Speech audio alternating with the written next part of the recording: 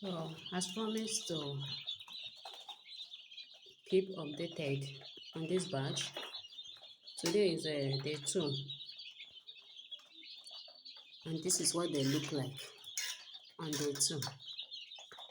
You can see they are well separated. This means that the heat is okay.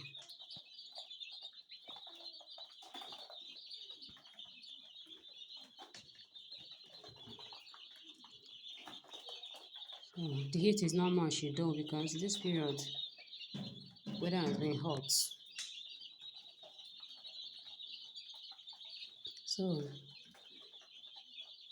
today is making them day 2. Still antibiotic.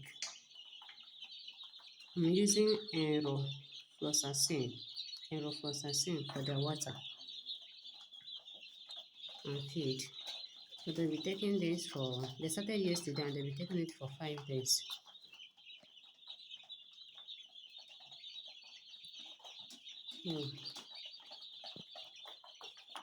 Okay.